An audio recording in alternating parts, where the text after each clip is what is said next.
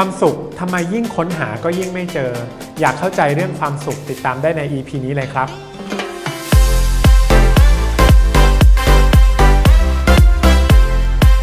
สวัสดีครับนี่คือซีรีส์ Life Insight ปัญญาเปลี่ยนชีวิตคุยกันสนุกแต่กระตุกความคิดและอาจเปลี่ยนชีวิตคุณได้และคุณอยู่กับผม CEO เดลรบผู้ก่อตั้ง Learning Hub Thailand เราพัฒนาคนทำงานเพื่อเพิ่มศักยภาพอย่างเต็มที่และใช้ชีวิตอย่างมีความสุขสวัสดีครับใน Life Insight ปัญญาเปลี่ยนชีวิตภาค 2 ภาคที่ผ่านมาเราพูดไปถึงเรื่องความรักแล้วก็ความสำเร็จใช่ไหมครับใน EP นี้ภาคที่ 3 ครับเราเข้าสู่หัวข้อเรื่องของความสุขนะครับผมอยากจะเล่าเรื่องหนึ่งครับให้คุณเห็นภาพว่าการที่คนเรากำลังค้นหาความสุขบางครั้งถ้าเราค้นหาผิดที่เราจึงไม่เจอความสุขนั้นครับผมอยากจะเล่าถึงเศรษฐีชราคนหนึ่งครับที่ชื่อว่าบิลนะฮะบิลเป็นมหาเศรษฐีชราคนหนึ่งนะครับก็ด้วยความเป็นเศรษฐีเนาะเขาก็จะ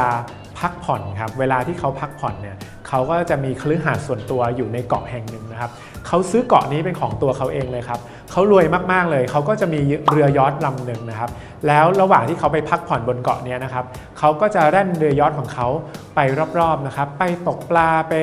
พักผ่อนหย่อนใจนะครับชมธรรมชาติชมอากาศดีๆบิลเขาเป็นคนที่มีเงินมากเพราะฉะนั้นเขาก็อยากจะใช้ชีวิตตามใจของเขาในช่วงบั้นปลายชีวิตนะครับบิลเศรษฐีชราเนี่ยเขาไปเจอเกาะอยู่เกาะหนึ่งเป็นเกาะเล็กๆนะฮะเห็นว่ามีหมู่บ้านชาวประมงอาศัยอยู่บิลก็เลยจอดเรือที่เกาะนั้นนะฮะแล้วก็ลงไปเดินเล่นบนเกาะปรากฏว่าไปพบนะฮะหนุ่มน้อยคนหนึ่งที่ชื่อว่าแจ็คเนี่ยนะครับกำลังนั่งตกปลาอยู่บิลด้วยความเป็นเศรษฐีชราผู้ใจดีก็เลยเดินไปคุยกับแจ็คครับแล้วก็ถามแจ็คว่าหนุ่มน้อยแถวเนี้ยมีที่ไหนไหมที่ตกปลาดีๆได้ลุงอยากจะตกปลาซะหน่อยแนะนำได้ไหมนะแจ็คก็บอกมีสิครับลุงตรงนี้เลยครับที่ผมกำลังตกอยู่เนี่ยเพราะว่าตรงนี้เป็นที่ปลาชุมที่สุดเลยลุงมานั่งกับผมก็ได้นะครับบิลเศรษฐีก็เลยนั่งลงคุยกับ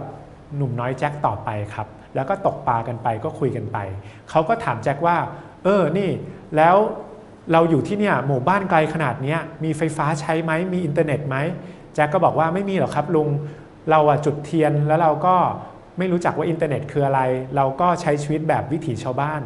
บิลก็รู้สึกสงสารแจ็คขึ้นมาครับก็เลยบอกว่าน่าเสียดายนะยังหนุ่มยังแน่นน่าจะมีโอกาสเข้าเมืองไปเรียนหนังสือ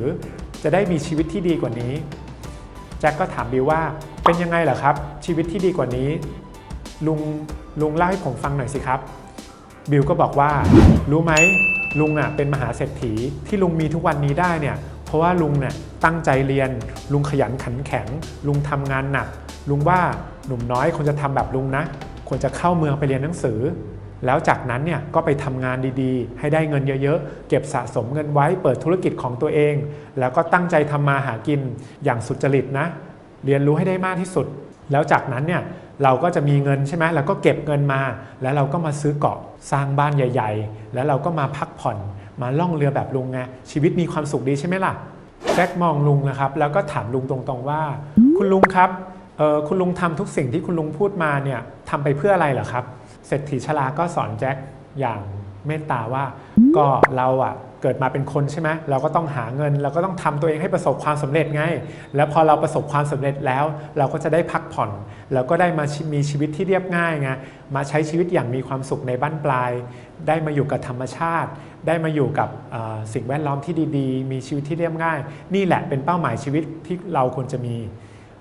แจ็คก็พูดขึ้นมาคำหนึ่งว่าลุงครับผมมาทบทวนที่ลุงเล่าให้ฟังแล้วชีวิตที่เรียบง่ายอยู่ใกล้กับธรรมชาติแล้วก็เป็นชีวิตที่เราปรารถนา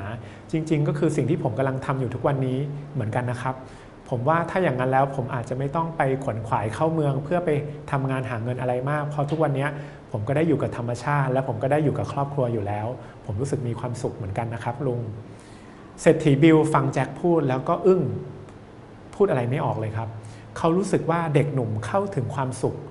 เข้าถึงจุดหมายของชีวิตอย่างที่เขาปรารถนาครับคือการได้มาใช้ชีวิตเรียบง่ายและนั่งตกปลาเขาเดินทางผ่านความยากลำบากมาเพื่อมาอยู่จุดนี้เหมือนหนุ่มน้อยเรื่องนี้ทำให้เราได้เรียนรู้อะไรอย่างหนึ่งครับว่าบางทีเวลาเราหาเป้าหมายในชีวิตเราคิดว่าความสำเร็จจะทำให้เรามีความสุขแต่จริงๆแล้วลึกๆมนุษย์ทุกคนครับเราต้องการความสุขมากกว่า บางทีความสำเร็จอาจจะไม่ได้ทำให้เรามีความสุขแต่ถ้าเรามีความสุขในการใช้ชีวิตทุกวันความสุขนั้นแหละก็คือความสำเร็จในชีวิตของเรานั่นเองฟังเรื่องนี้แล้วก็อยากให้ทุกๆคนที่ฟังคลิปนี้อยู่นะครับได้กลับมาย้อนถามคำถามตัวเองครับว่าอะไรกันแน่คือความสุขที่เราต้องการในชีวิตมันใช่เงินทองใช่ฐานะใช่บ้านหลังใหญ่ใช่รถคันงามหรือเปล่าหรือมันเป็นความสุขที่เรียบง่ายที่เราหาได้ใกล้ๆตัวแล้วเราจะออกแบบความสุขนั้นให้เรารู้สึกว่าเราใช้ชีวิตอย่างมีความหมายและช่วยเหลือผู้อื่นไปด้วยได้ยังไงทำยังไงที่แม้ว่าเรามีเป้าหมายอยู่ไกลแต่เราก็สามารถมีความสุขไปในการใช้ชีวิตระหว่างทางไม่ใช่เป็นเหมือนเศรษฐีบิลนะครับที่ทำงานอย่างหนักเหนื่อยเครียดนะครับแล้วมารอเพื่อจะใช้ชีวิตเรียบง่ายอยู่ปลายทางเท่านั้นแต่มนุษย์เราครับเราจะรู้ได้ยังไงว่าเราจะมีอายุยืนยาวถึงเพียงนั้นหากเราสามารถมีความสุขได้ในปัจจุบันแล้วก็นั่นอาจจะเป็นชีวิตที่ดีกว่าเป็นไหนๆเลยใช่ไหมครับคลิปนี้ครับเรามาพูดถึงว่าทำไมคนเวลาค้นหาความสุขยิ่งหายิ่งไม่เจอก็เพราะว่าเขาหาผิดที่ดังนั้นตั้งโจทย์ตัวเองสมัยนะครับว่าเราทำสิ่งที่เราทำอยู่ในชีวิตนี้ไปเพื่ออะไรยกตัวอย่างผมนะครับช่วงหนึ่งของชีวิตครับผมเองเนี่ยทำงานหนักมากเพื่อจะหาเงินเยอะๆเพื่อจะส่งเงินเนี้ยให้กับครอบครัวเพื่อให้ที่บ้านมีความสุขแต่เชื่อไหมครับว่าตัวผมเองแทบจะไม่มีเวลาอยู่บ้านเลยตัวผมเองแทบจะไม่อยากคุยกับคนที่บ้านเลยเพราะผมรู้สึกว่าการคุยกับคนที่บ้านเป็นเรื่องเสียเวลาเป็นเรื่องที่ผมน่าจะเวลานั้น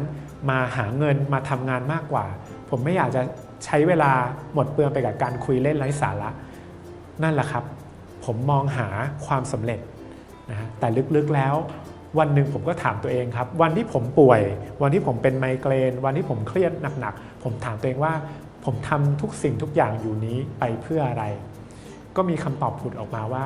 เราอยากมีความสุขคำถามถัดมาก็คือว่าแล้วอะไรล่ะคือความสุขของเรามันก็คือทำให้ครอบครัวของเรามีความสุขคำถามต่อไปคือแล้วอะไรล่ะที่ทำให้ครอบครัวเรามีความสุขอาจจะเป็นว่าเขาอยากจะมีความสัมพันธ์ที่ดีกับเราอาจจะเป็นว่าเขาอยากเห็นเรามีความสุขก็เป็นได้ผมเคยโทรหาแม่ครับวันหนึ่งแล้วผมถามว่าแม่ครับอะไรบ้างครับที่ทำให้แม่มีความสุขแม่ตอบว่าก็การที่ลูกมีความสุขไงนะวันนั้นทำให้ผมรู้สึกอย่างหนึ่งครับว่าจริงๆแล้วการที่เราคิดว่ามีคนหลายคนคาดหวังกับตัวเราอยากจะให้เราเก่งให้เราดีให้เราประสบความสำเร็จเขาก็ทำเพื่ออยากให้เรามีความสุขนั่นแหละครับดังนั้นถ้าเรามีความสุขในทุกวันนี้คนรอบตัวเราเขาก็จะมีความสุขไปกับเราด้วยและนั่นแหละครับคือความสุขที่เรามองหาไม่ใช่ว่าเราพยายามหาเงินไปให้เขาแต่เราก็ไม่มีความสุขแล้วเราก็ไม่รู้ด้วยว่าเงินเนี้ยมันทำให้เขามีความสุขจริงหรือเปล่าเขาอาจจะไม่ได้อยากได้เงินจำนวนมากเขาอาจจะอยากได้เวลาจากเราก็เป็นได้ฝากเรื่องของผมให้คุณไว้กลับไปคิดนะครับให้คุณได้กลับไปตั้งคำถามตัวเองเพื่อจะได้ไม่หลงทางแบบผมในอดีตหวังว่าคุณจะเจอความสุขที่คุณตามหานะครับคุณชอบเนื้อหาซีรีส์ตอนนี้ไหมครับถ้าคุณชอบและอยากอ่านแบบเป็นเล่มนะครับผมมีหนังสือเล่มใหม่เป็นนิยายอ่านสนุกชื่อว่าอันปัญญาเปลี่ยนชีวิตคุณสามารถดาวน์โหลดเป็นอีบุ๊กได้ฟรีด้วยครับเพียงแอดเข้ามาใน LINE @learning hub แล้วจะมีข้อความต้อนรับนะครับให้คุณดาวน์โหลดได้ฟรีนอกจากนั้นครับผมเชิญชวนคุณมาร่วมสมทบทุนนะครับบริจาคเพื่อจะจัดพิมพ์หนังสือเล่มนี้ส่งมอบให้กับน้องๆนักเรียนนักศึกษาทั่วประเทศเพราะว่าการให้ปัญญานั้นถือเป็นการให้ที่ยิ่งใหญ่ที่สุดครับฝากกดติดตามและแชร์คลิปนี้เพื่อส่งมอบความรู้ดีๆให้กระจายต่อไปครับแล้วพบกันใหม่ตอนหน้าสวัสดีครับ